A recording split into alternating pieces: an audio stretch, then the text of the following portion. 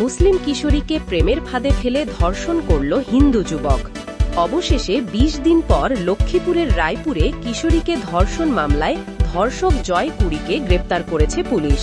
বুধবার ৩ সেপ্টেম্বর সকাল ৭টায় সদর উপজেলা শহরের জুমুর সিনেমা হলের সামনে থেকে গ্রেপ্তার করা হয়। সকাল ১১টায় থানা থেকে পুলিশ সুপার কার্যালয় ও আদালতের মাধ্যমে তাকে কারাগারে পাঠানো হয়েছে। আটক জয় কুড়ি রায়পুর শহরের পূর্ব লাজগ্রামের কামাল ভুইয়া সড়কের হনার বাড়ির স্বর্ণ ব্যবসায়ী অনন্ত কুড়ির ছেলে। তবে অভিযুক্ত জয় কুড়ি বলেন, মেয়েটির বাবা মাদক ব্যবসায়ী, আমি তাদের বাসায় মাদক সেবন করতে গিয়ে পরিচয়, তার সম্মতিতেই কক্সবাজার ও লক্ষ্মীপুর একটি বাসায় ছিলাম, একবার আমাদের দৈহিক মেলামেশা হয়েছে। এদিকে জয়কুড়িকে গ্রেপ্তারের দাবিতে গত ২ দিন ধরে সামাজিক সংগঠন ও শিক্ষার্থীরা মানববন্ধন সহ আন্দোলন করে আসছিলেন। জানা যায়, টকবগে সুদর্শন যুবক জয়কুড়ি মা বাবার অবাধ্য হয়ে স্বর্ণ ব্যবসার আড়ালে বন্ধুদের নিয়ে মাদক ইয়াবা সেবনে মেতে থাকত। অপরদিকে স্বর্ণ সুন্দরী তরুণীদের প্রেমের ফাঁদে ফেলে সর্বনাশ করত।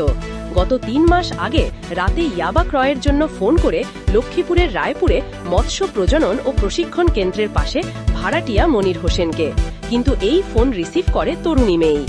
সেই সূত্র ধরেই জয়কুড়ির ওই তরুণীর সাথে প্রেমের সম্পর্ক এবং দৈহিক মেলামেশা।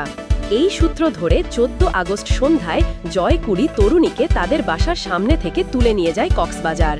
সেখানে তরুণীকে ৩ দিন রাখার পর লক্ষ্মীপুর শহরে একটি বাসায় ৪ দিন রেখে তরুণীকে বিয়ের প্রতিশ্রুতি দিয়ে তার কপালে জয়কুড়ি সিঁদুর পরাতে গেলে তখনই বিপত্তি ঘটে। এ সময় তরুণী বুঝতে পারেন জয়কুড়ি হিন্দু। এ সময় চিৎকার দিলে আশেপাশের লোকজন এগিয়ে যাওয়ার আগেই তাকে তুলে আবার রায়পুর শহরের মৎস্য প্রজনন ও প্রশিক্ষণ কেন্দ্রের সামনে ফেলে যায় বলে অভিযোগ করেছেন তরুণী। রায়পুর থানার ওসি নিজামুদ্দিন ভুইয়া বলেন, ধর্ষণের ঘটনায় জয়কুড়ি সহ তার ভাই মা বাবাকে আসামি করে থানায় মামলা করেছেন তরুণীর বাবা মনির হোসেন। বুধবার সকাল ৭টায় লক্ষ্মীপুর জেলা শহরের জুমুর সিনেমা হলের সামনে থেকে মূল আসামি জয়কুড়িকে গ্রেপ্তার করা হয়েছে। সকাল ১১টায় তাকে আদালতের মাধ্যমে কারাগারে পাঠানো হয়েছে।